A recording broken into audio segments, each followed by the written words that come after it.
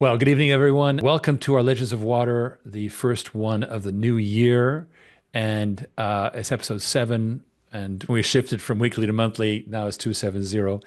And Water on Demand is the world's new water network. And you will see what is so exciting in this briefing. All right, quickly to go through the usual safe harbor statements and Regulation D, Regulation A. People are very excited about this Regulation A offering, by the way. You can access everything by going to OriginClear.com and click on the Invest Now button to take a look at some of the new videos and stuff. Well, back on December 28th, I was interviewed by the amazing Peter McCullough. A lot of fun. And the main thing about the microplastics, of course, is there's two issues. One is stopping them from being created. The other one is getting rid of them. We are trying to do something about the second thing. Thing about microplastics is you can clean them out of the water, but then you've got reject, right? And that reject has to be disposed of properly.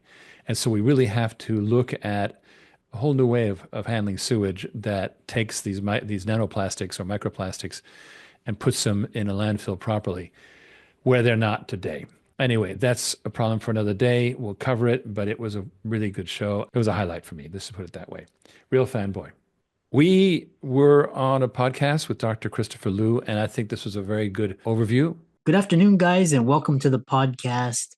I've got a fantastic guest for you today, Riggs Eckleberry. He's going to talk to us all about water, and we'll talk about water health, water filtration, water systems, and also the water crisis. And I'm really happy to have him on to share his knowledge and expertise. So, Riggs, welcome. Well, very simple. When we talk about water, we talk about industry and agriculture, which represent 90% of all water use. You know, they tell us that I came from California in May of 2020, escaping you know what, and I was escaping to Florida. But what they were telling us was to take short showers. But we're only 10% of the demand. 90% comes from industry, and even more important, 90% of the toxins come from industry and agriculture. So the water you have that you're drinking, who drinks from tap water anymore? I mean, forget about it, right? And the reason is that there's so much industrial toxins in the water. It's gotten so bad that now there's class action suits against the companies making the water, the dirty water, that got treated by the city, but not enough. The city doesn't get sued. It's the original polluter. And so the polluters are going, well, if that's how it's going to be, then I'm going to go ahead and treat my own water.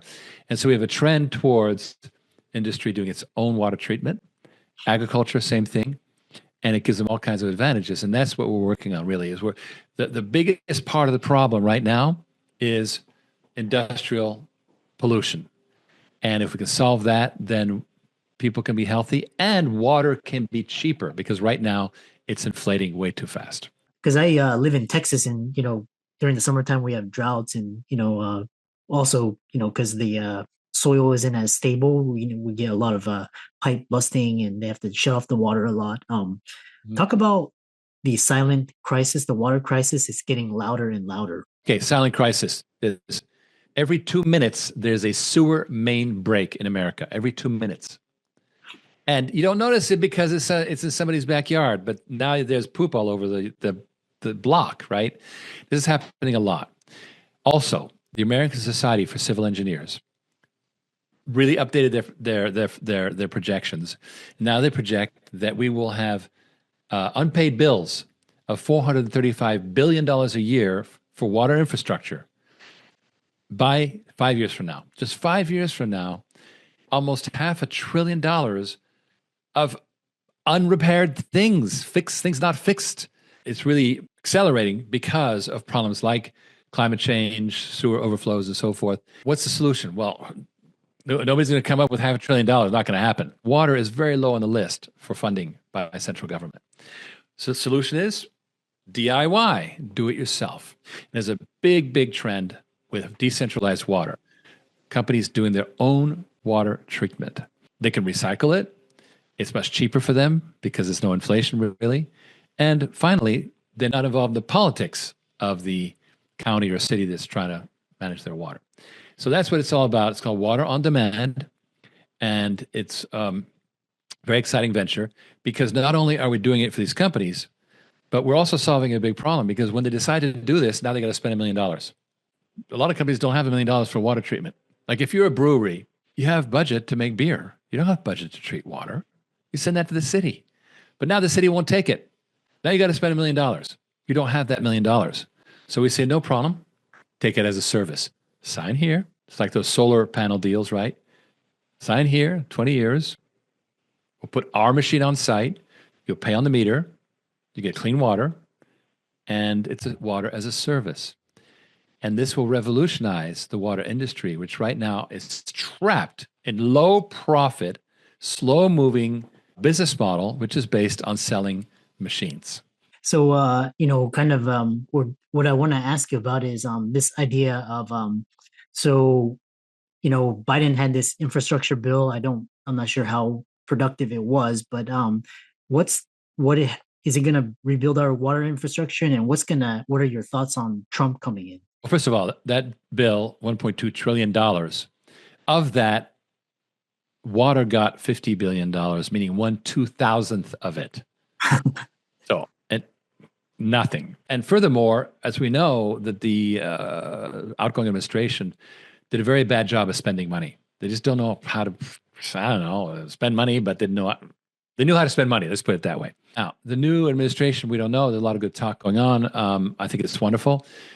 But the really important part is the focus on making America healthy again, right? There's a recognition now that there are toxic microplastics being put into our water every single day.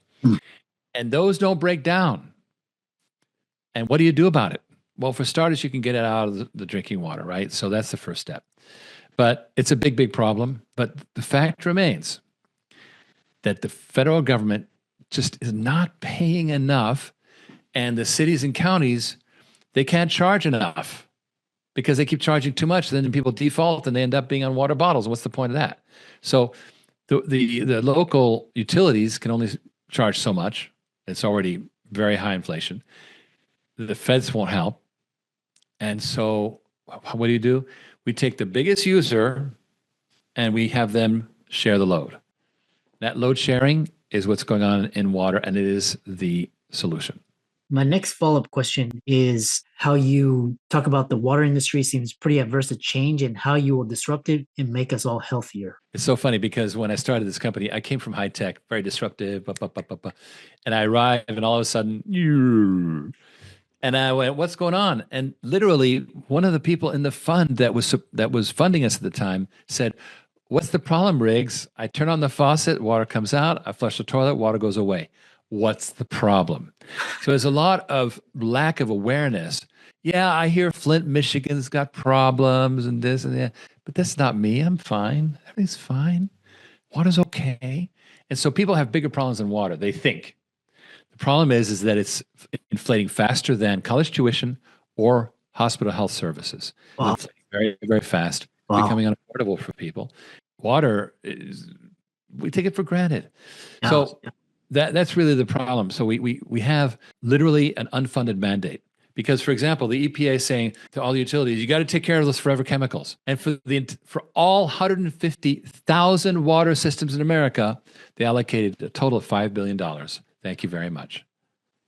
That's one water system in LA. That's it. You just spent all the money. You're done. The problem is we have an unfunded mandate to do something about it. And what we are able to do is do something about it, right? For decades now, we've talked about high-speed transit in America. And we're going to have high-speed trains there. No, what we're going to get is a robotaxi. We're just going to get the robotaxi.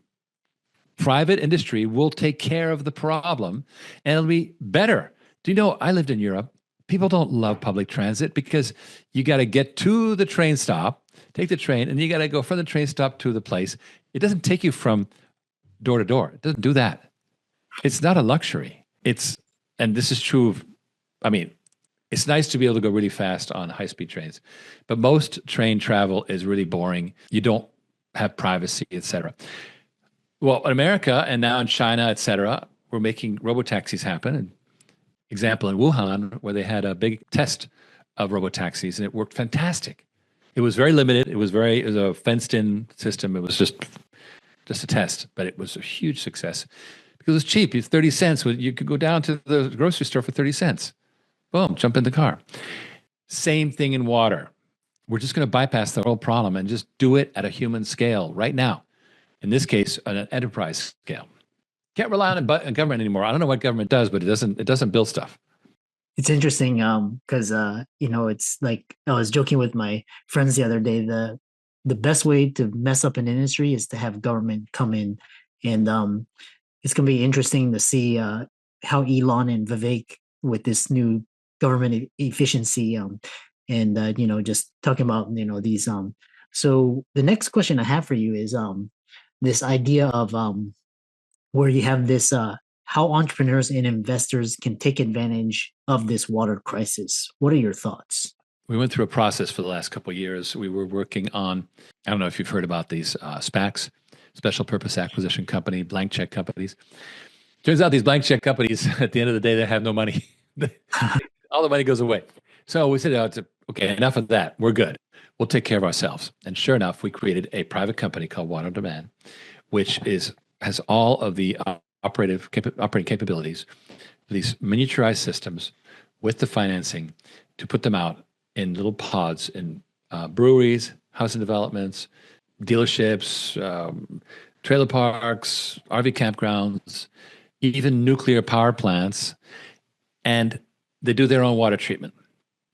And that way, this Water on Demand Inc. is a currently operating company making millions of dollars right now, and we are expanding it. What we're expanding is the capital side. Remember, I told you that they don't have to pay money up front? Well, but who pays for the machine then? It's like, oh, Christopher, you can have a free machine that does the job. Somebody's got to pay for that machine. Investors get to pay for the machine, and they own that machine, and they get the residuals. And that is Water on Demand. You can find out more about it. You simply go to OriginClear, my parent company, OriginClear, which has an investing button. Find out more about it. We have a whole new world of, we've built an amazing, amazing company. We're super proud of it. And we are going after it. We're having fun. Interesting. What about the revolution of decentralized water wealth? What does that mean? In the oil well business is something called master limited partnerships, oil well partnerships. Basically, you can have a piece of an oil well. And generational wealth. This is very similar. You can have a piece of a water installation and have a profit share and royalties and lien rights and so forth. And that is becoming wealthy from a $1 trillion industry that is about to expand greatly. Interesting. You have the next frontier is managed water services. What does that mean? Water as a service. In other words, if I'm going to start treating my own water, do I have a water expert in my company? No. Do I have that as the spare $1 million to buy that machine? No. So I contract for the full service. So the machine comes in, treats my water. My janitor can take care of the problems that show up, right? Changing a filter, whatever. So it's a very simple, fully managed system. And if necessary, the capital comes with it.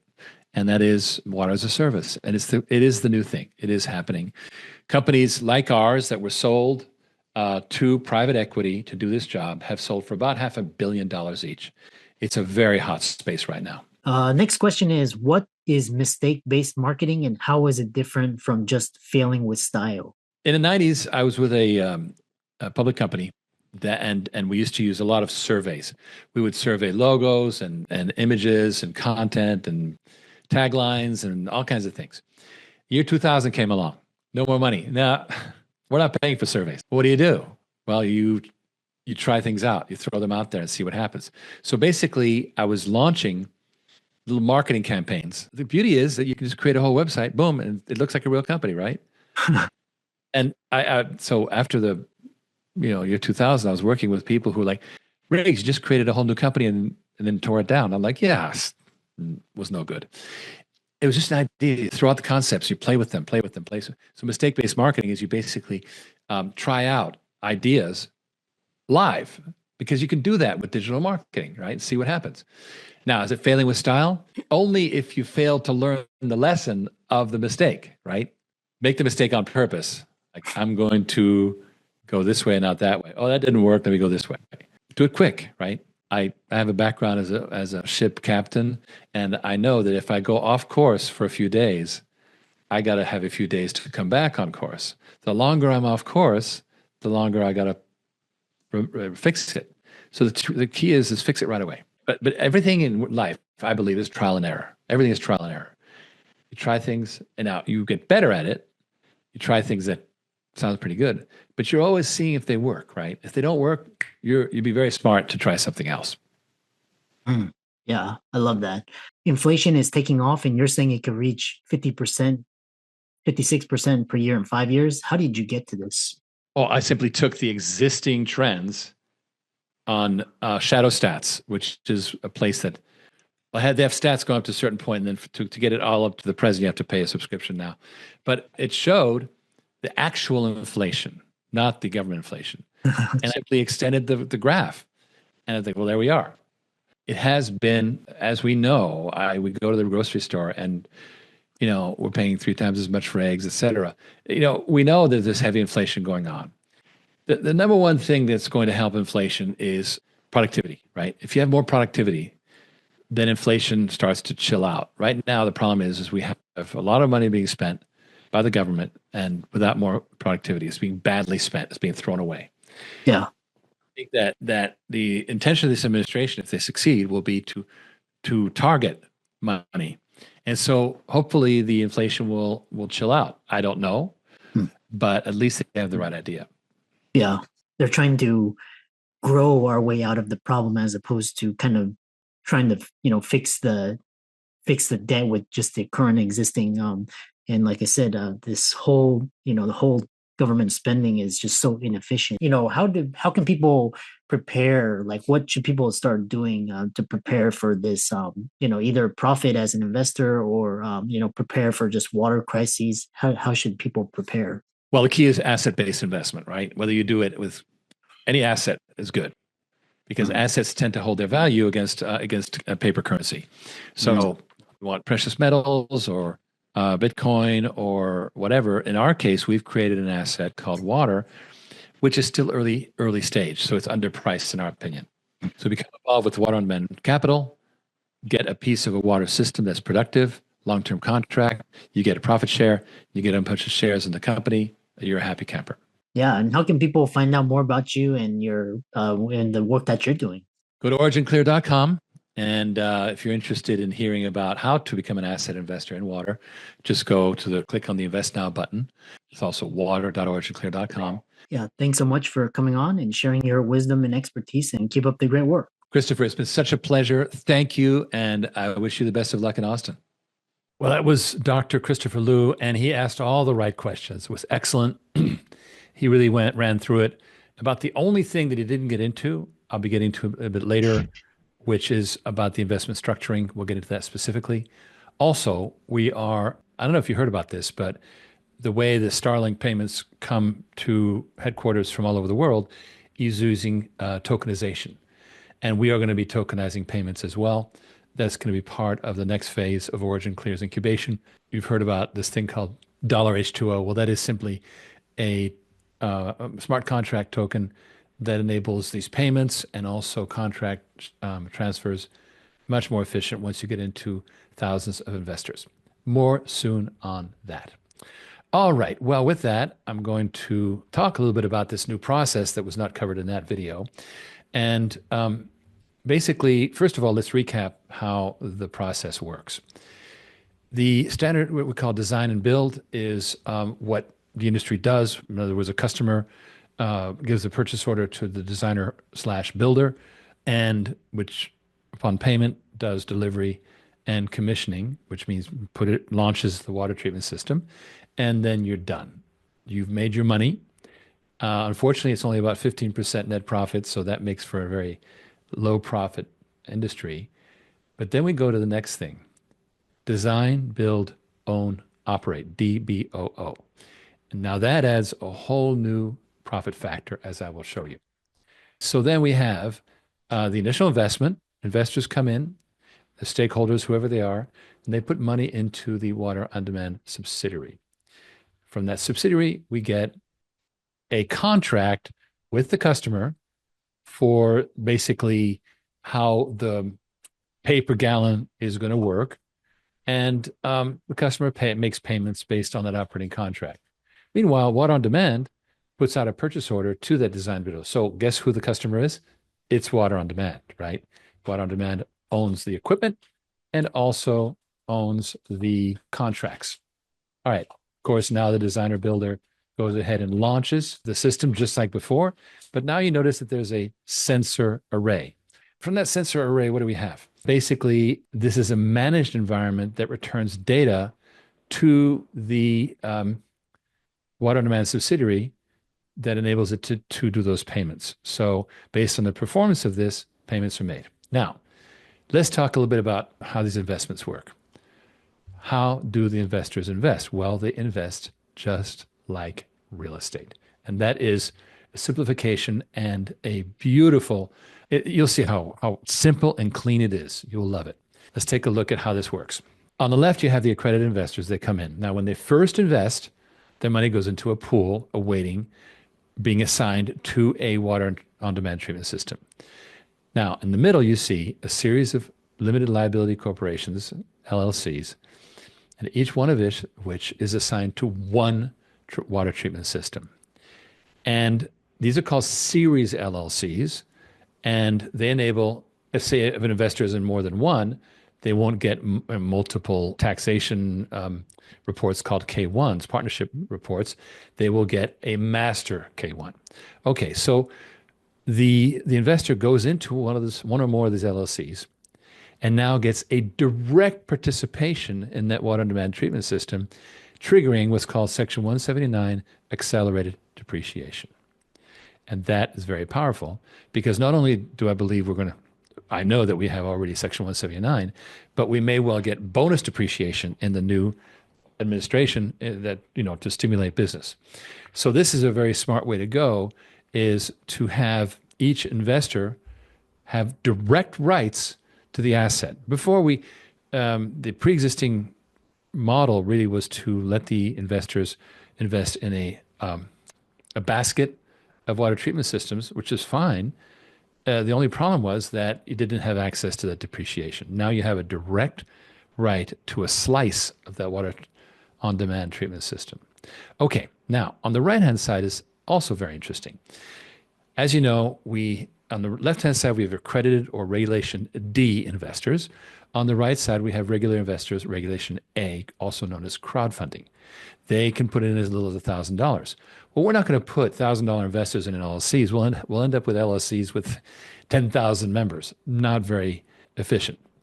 Instead, what these regular investors do is they'll go into the water bank. The water bank leverages these because where it says water demand treatment system 1, 2, and 3, 4, imagine those are buildings. That's the only difference, right? Everything else is identical. Well, a bank is created. Now it's really what it is. It's a class of shares, preferred shares, which the investor can convert to stock anytime. But when they are in the water bank, they earn when the money's not put to work, they earn interest in the form of equity. But then when they are invested in a water treatment on demand treatment system, they get a very healthy percentage. I'm not going to say how much just yet, but it's far above the 7.5% that is typical for U.S. mortgages these days. So what we really have here is we add the bank to give leverage, and that spices up the return for the people on the left-hand side. So it's very synergistic, and this is exactly how it works. And imagine that the managing member, quote unquote, or the general partner, call it what you will, is handling all this and getting their share of responsibility and profits, but also the limited partners or LLC members, again, the structure is equivalent, they get those direct returns. When they're in the pool, yet unassigned, again, they get interest in the form of equity. So they're always getting returns on their investment, but when they are assigned to an actual project, then that's when the money starts to flow either as returns on investment for the accredited investors or as interest. Now, remember, on the right-hand side, the people who get those preferred shares can always convert to equity, meaning that, okay, I'm done with this. I don't need interest. I like the way the stock is going. Boom, I'm going to convert to stock. And so they have an exit if they're interested, or they can just keep earning interest, whichever they like. So that is the model, and we're very excited about this. And I have to say that it came to me very serendipitously, and this is why I should write off all my ski trips, because it was literally on a ski trip that a good friend of mine helped me put the final touches to this. And of course, we're continuing to refine it. All right, so that's that part. In essence, water on demand is now water investment, just like real estate. Okay, I want to introduce our new Chief Operating Officer, James Woloszyn. And James, welcome aboard, sir. Thank you very much. Happy to be here. And what I've decided to do is to take your resume in reverse order. So this is your summary at the top. Talk a little bit about your skill set, and then we'll go back in time to your schooling and then how your career went. Well, let's just start with the accent. That is South African. Because anyone who's listening to this, that's the first thing they're going to wonder is, where the hell am I from? Born, raised, educated in South Africa. But my story in a nutshell is that I started leading companies and operations at a very, very young age, early 20s. I grew up in the startup world, got an incredible amount of experience, and made an incredible amount of mistakes as I was learning my way through it. And then transitioned to large Fortune 10, Fortune 100 companies intentionally, very intentionally, the Boeings, the HPs, the HPEs, the Northwestern Mutuals. And that was honestly to figure out the right ways to operate, the best practices. I then moved from that into some of the craziest stuff I've ever done in my life, which was running a winery. And what I learned there was true end-to-end management, from farming to manufacturing to distribution to sales to finance to acts of God and everything in between. I mean, the amount of time I spent discussing locusts and grasshoppers, it's everything. That brought me to a point in my career where it was time for me to take on something, that really challenges me again, really, really challenges me. And I'll be honest, this is going to be a challenge, but also completely excites me, just in terms of what the value proposition is of the company, what it is we do. And I think that gets me to, so there's experience in over a decade's experience in the startup world. There's about 15 years in big tech, aerospace, insurance. There's several years in, as I say, the winery world, hand-to-hand combat every single day. And this role, I think, brings everything together. This wine thing, because I too was in the wine industry, and oh Lord, it is probably the toughest industry that I could think of. It's tough.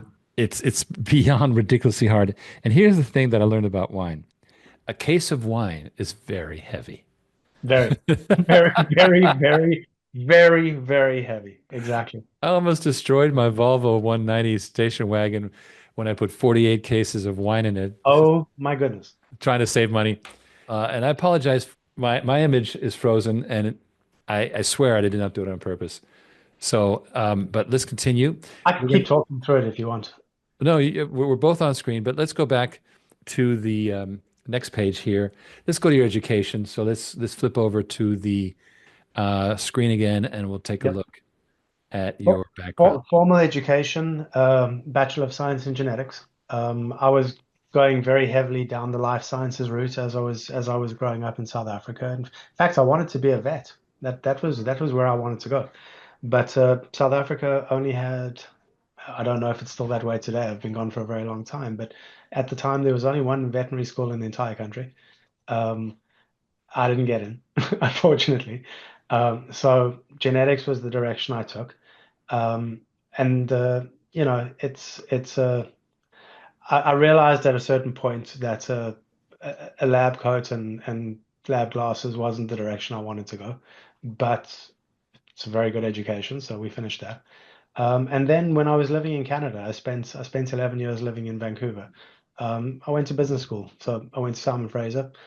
Um, and then on the right-hand side, there's a number of boards that I've been a member of. I still sit on Sempervirens, which is a early stage venture funding.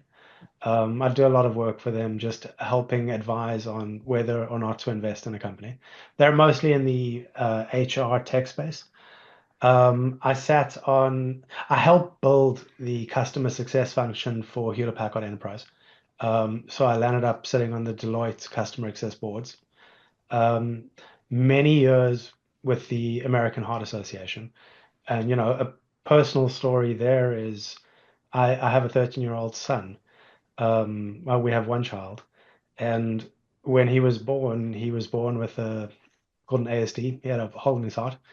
And my wife and my intro to parenting was open heart surgery at 4 months old, um, which brought me very close to the American Heart Association. But at the same time, I was helping raise money for them through Hewlett Packard. In fact, we raised the most money they've ever raised in their entire life. We raised about $13 million in a single year for them. So of course they asked me to join the board, and what I learned was that means I'm a fundraiser for them for for 4 years who I was chasing. But I mean, for all the right reasons. Um, and then the last one is I led the exec sponsor network for Hewlett Packard. Amazing. Well, the first assignment you had was Press Reader, and that was really highly transformative because when Press Reader started, there was no newspaper syndication online, right? Correct. I was employee number 4 or 5 at the time. Um, we built, and it still is today, the world's largest digital newspaper kiosk. So if you think back to 2000, you could not get an out-of-market newspaper. Meaning, if you're an international businessman, let's say, Riggs, you're sitting in the UK. Well, that's not the best example, but we'll use it. Let's say you're sitting in the UK and you want your New York Times first thing in the morning. You couldn't get it, right? If you unpack the entire distribution of that newspaper, they would print it in New York, they'd put it on a truck, they'd drive it to the airport, they'd put it on a plane, they'd fly it across the world, they'd do everything in reverse. You'd get your newspaper, but you'd get your newspaper 3 days later, and it would cost you 5 times the price of that newspaper. And there was a huge market for that. There was a massive market for stale, delayed, overpriced newspapers.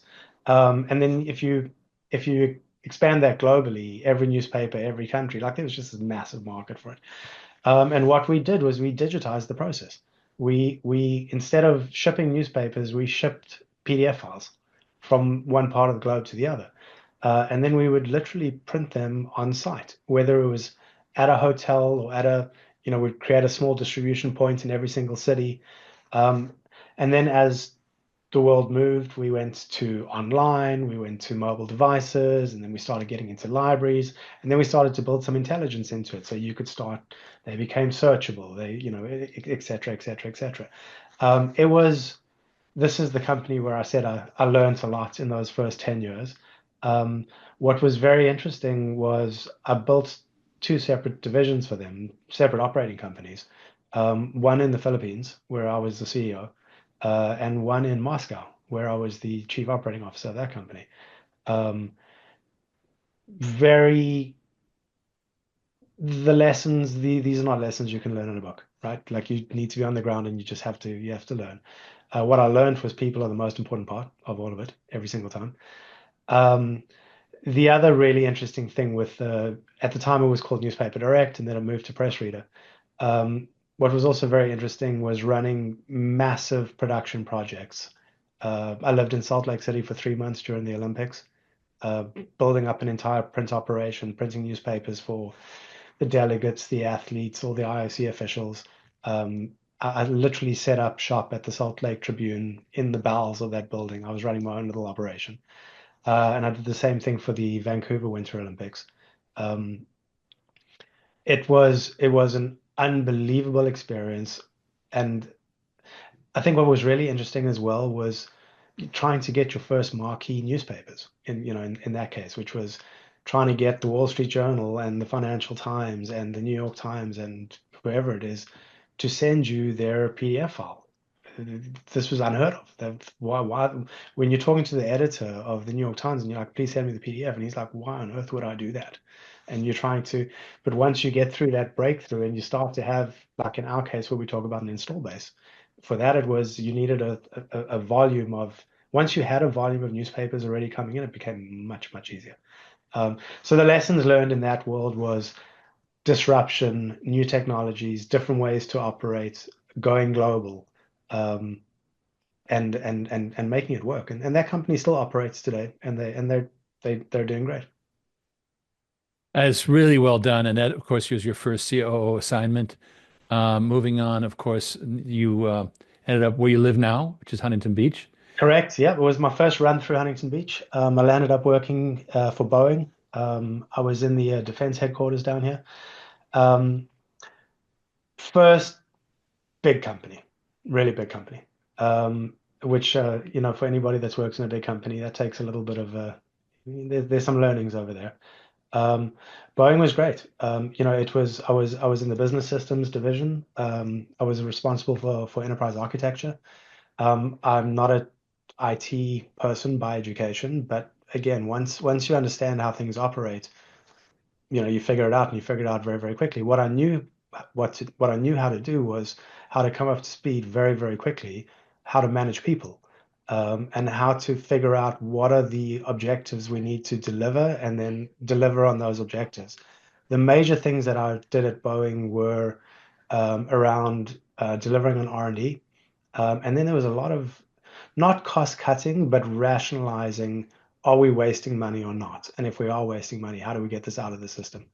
I also built a number of centers of excellence and competency centers for Boeing. So it was interesting because I was stolen from Newspaper Direct Press Reader by the CIO of Boeing, who was very, very good friends with the owner of Press Reader. So Maybe the owner of Press Reader was less of a friend after that. they are not friends today. I don't think they are friends today. Well, and you should still be at Boeing because they might be in better shape. I did not update my LinkedIn for a year, just in case. That's very cute. Okay, and then your HP and HP Enterprise. Yep. Let's quickly cover that because I want to get to our Oh yeah, of course. freewheeling discussion. Yeah, of course. HP, same person. He became the head of technology and operations for HP, and he stole me out of Boeing and pulled me up to HP. I became his chief of staff, where we ran the largest division in HP. We ran all of technology and operations. It was huge, and there it was oversight over. The total team was 45,000 people, just that division. And then I graduated from that to the head of customer advocacy, which is it had a P&L aspect to it. I was responsible for $2.1 billion of incoming indirect revenue. I ran all of their executive briefing centers. I built a number of executive briefing centers. And as I mentioned earlier, I ran their customer success organization. And then you had a really interesting assignment as you said before, in the wine industry. This was an interesting one. I got asked to come in and do a little bit of consulting on the side, just to help them figure out what was working and what wasn't working, because there were some financial problems. Look, Riggs, you said it. The wine industry is difficult enough as it is.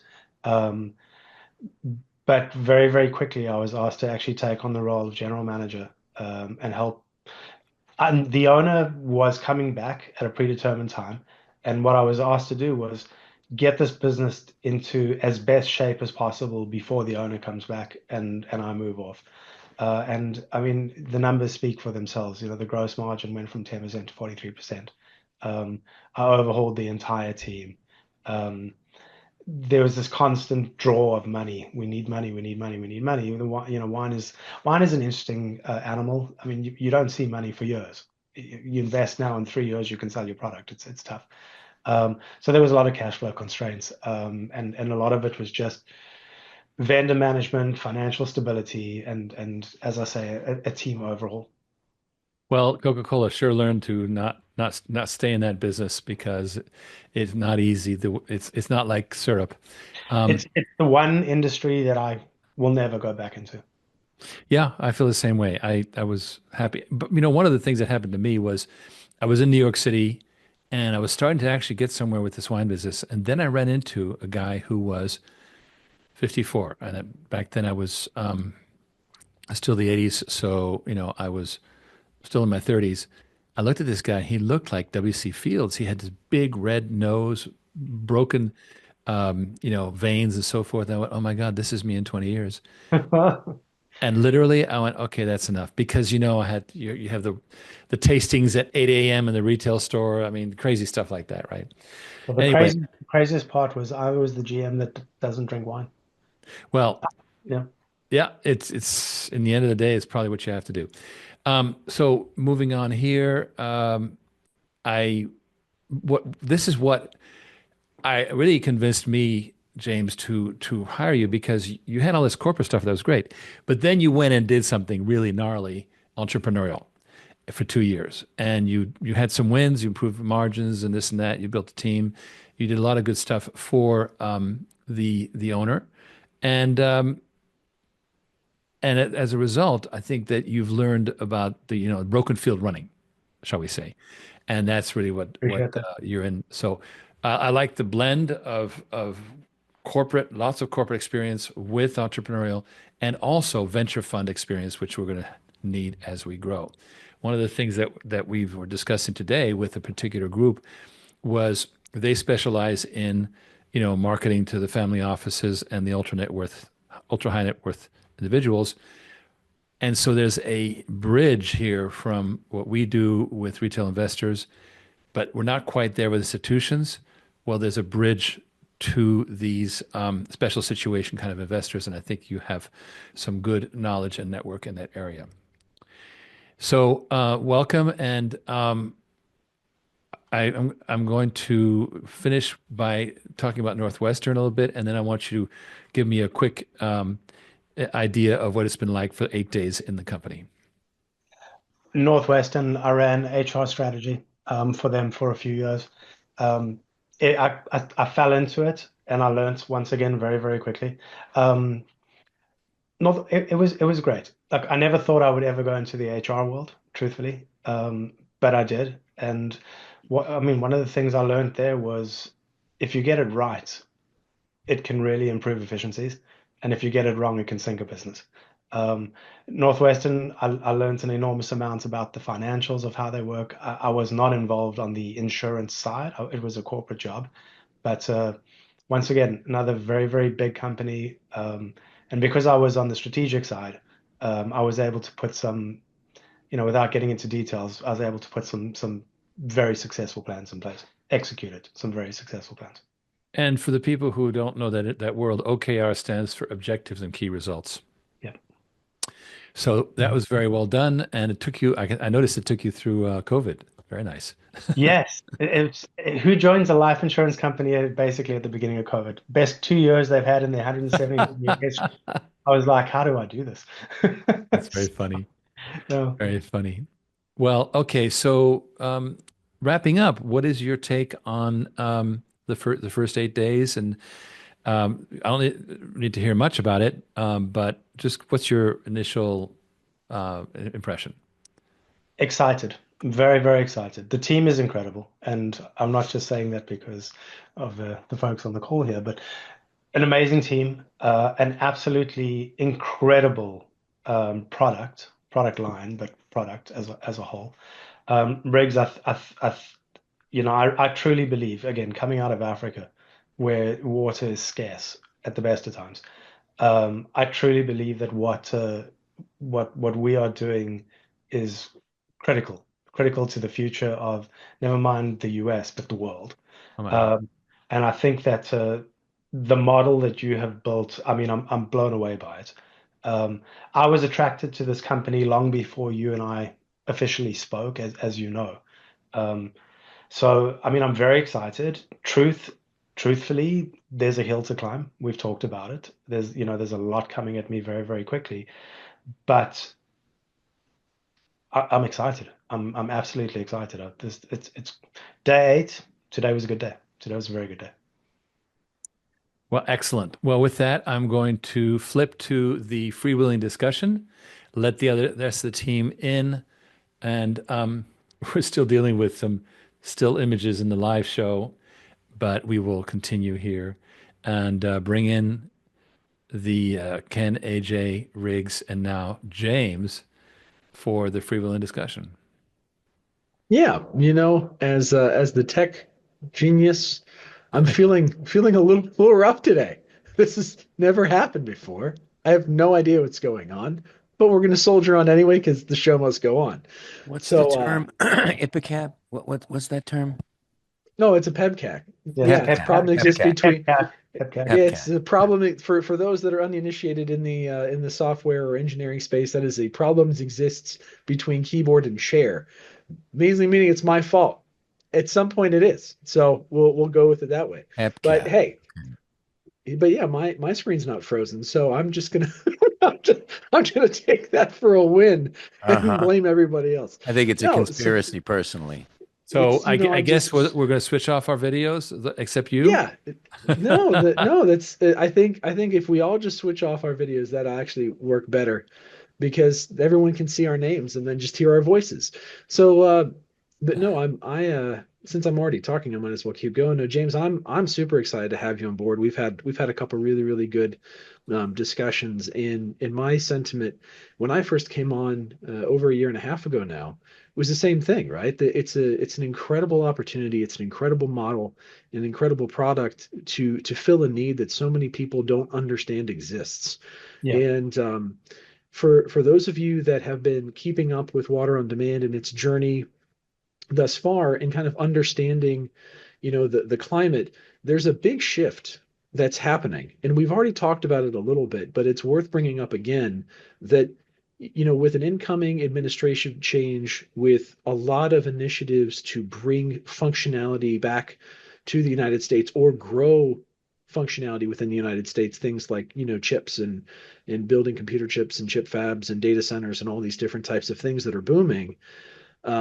You take the same problems that we've been, crowing about for the last, I don't know, Riggs, you've been talking about this stuff for the last decade plus, that water's a problem, infrastructure is a problem, and now you're adding on to it.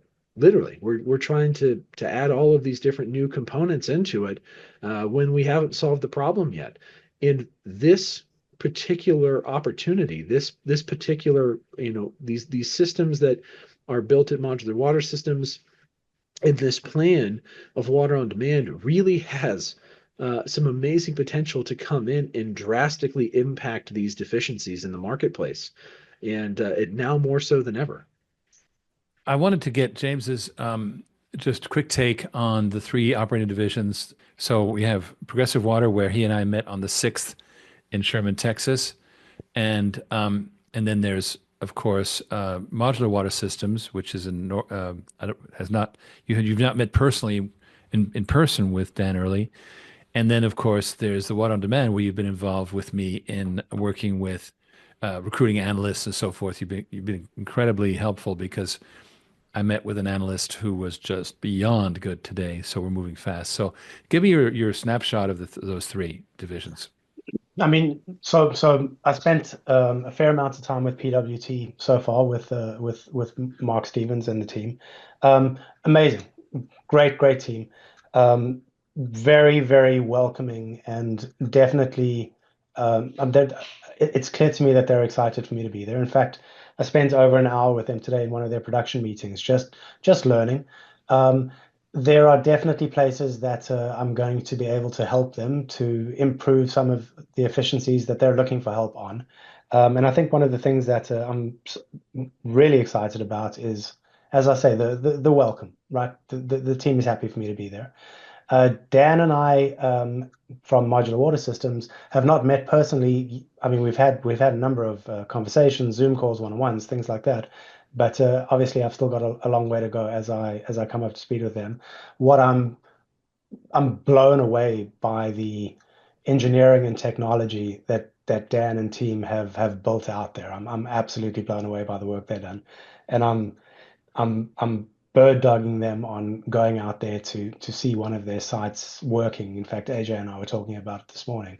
And then, as I say, the water on demand side, which obviously is my main focus. As I've said a few times now, I think it's absolutely brilliant, absolutely brilliant. And interesting about the development of this real estate, the whole real estate structure that you've helped me pull together. I mean, I also thought that we're meeting with the analysts today. I mean, you could see the excitement even talking to them, just on the model and how. I mean, there's obviously a lot of details we need to work out to make sure that the model is, as robust and as mature and as strong as we want it to be. But you could just see the lights in their eyes as you presented it to them. It makes perfect sense to them, and you're absolutely right. It follows a complete real estate model. There's no question about it. Well, think about it. If we have a something that is identical to real estate, but it's an asset that's vastly more stable, has never gone through ups and downs because it's never been politicized. It is not as interest rate sensitive. It's absolutely necessary for human life. Then this is truly an exciting development, and I think we'll think of this last week as a milestone in the company development for sure. And if I could just add to that, the excitement, I think also because it doesn't have, well, it has a lot of the things that everybody loves, the opportunity to potentially get multiple depreciation or multiplier on the depreciation to kind of kickstart a new industry. Add to that the fact that it doesn't have the disadvantages that, that is inherent with real estate, which is vacancies and foreclosures, right? And that in the process of creating an asset and building wealth and protecting against taxes and things like that, you're also providing an incalculable ecological benefit. It really is a perfect storm. It really is. And here's the interesting part before we go on. Go ahead. The water as a service is not based on mortgages, in other words, foreclosures and so forth. What I'm saying is, okay, we need the source. I guess I'm getting at here is that we're not actually issuing mortgages to these companies. We're doing a service, and it's more of a rental model.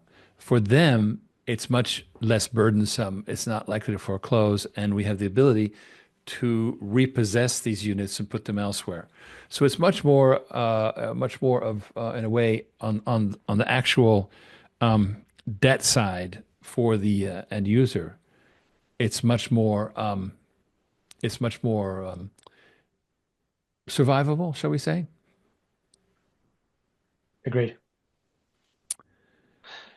Yeah, another thing that I've been thinking about the last couple of days is in so many situations where you're trying to launch something new. It's groundbreaking. It's not something that's been done before.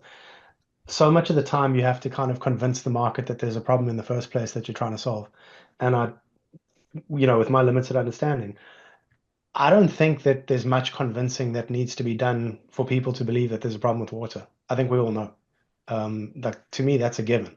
So we have a solution to a problem that already exists and is known. And to me, that's a major hurdle that should not be that difficult to overcome. Water scarcity is a known issue. It's a fact. For years, James, Yeah. Riggs spent, even before my entry to the company, he really had to actually convince people that it was a problem, because the attitude was, well, I turn on my water, everything seems fine. I don't see the problem. Over the course of the past, 4 or 5 years, Riggs, more and more and more publications were talking about what a creeping problem this is, and now it's something they're essentially screaming from the hilltops. So it's refreshing that we weren't just right; we were super early. Well, every startup to succeed needs to be a little bit early, and that's just where it's at, right? So we actually need that to be the case. I'm bringing back on videos because even though they'll be frozen, at least they'll be better than a name. And you know what? I'm not frozen anymore. No, you're not. You're moving. Wow, that's scary. So See, AJ fixed it. He just didn't bother to tell us. No, I'm frozen. I'm looking. I'm frozen still. So Well, yeah, but no, you're just looking moody. it's 9:30 at night. I've been up since 5. What's there to be moody about, right? It's like, oh, and I got hours with the family still. No, they're all sleeping now. Smart. I'm at the office. I got to go home and walk the dog and shovel the snow. Oh, snow. Oh, good for you. Well, I wanted to end with the usual slide, which is about Ken Berenger. Well, you really want to talk to Ken, and so you can always schedule oc.gold/Ken, and we will. Let me tell you something. There's interesting stuff happening for sure. We may even be nationwide famous, and we're going to go ahead and cover that on the next Legends of Water. So come back on February the 20th, the third Thursday in February, and we will have a VIP who will tell us how we are going to have. Don't tell him he's a VIP. For God's sake, don't do that. That's an inside joke. At least I think it's a joke. No, I'm joking. I'm serious, but he's gonna joke. No, he's a wonderful. We love him, and he is a VIP. But just reminding him of that, maybe we may never live it down. Well, this is a good friend of mine and a person with whom our videographer, Stephen Eccleberry, has shot 51 shows. And we could get very involved with something brand new here that will give us extraordinary visibility and be here on the 20th for the next Legends of Water with Bob Safale of American Stories Entertainment. There we go. Bada boom. Now we have to get him on. Now we haven't asked him, so now I guess we have to. Well, I know where his where Tolly lives, so his wife. All right. So, all good. All right. Well, listen, I apologize to our viewers for the weirdness in video. In future, well, we'll just have to do better. In any case, it was really interesting. Thank you, James, for jumping in. It's also, I think this is a red letter day where we've introduced water investing just like real estate. I think that is a giant step forward, and it really has liberated us. And again, it says this is a good reason why the briefing, I apologize, the merger being off has actually liberated us because we couldn't even run a crowdfunding. We couldn't do anything, and we were locked in transaction mode. Oh, just any day. And after a while, we just you kind of become a hostage to it, right? And then at some point, the only way out is through, and it kind of puts you in a tunnel. So this is and we've accomplished more in the scope of company building and really the ability to get out our vision to millions and millions. We've accomplished more in the last 2 to 3 weeks than we were able to do in the previous months, right? So it's been, we've kind of been let off the chain a little bit. Oh, a lot. And, just as one of the serendipitous things that happened, because we were doing recruitment of C-level people for the NASDAQ company, guess what? Out of that came James. So, and also we created a full company, Water on Demand Inc. A lot of good things came out of it, but it definitely feels like we are unshackled. So I'm super happy. And thank you all. Thank you all for joining us. Thank you all, and see you on the 20th. I guarantee you will have fun. It's going to be an amazing show. It will literally be a show. Talk soon. Good night. All right. Good night, everybody. Thank you. Thank you very much.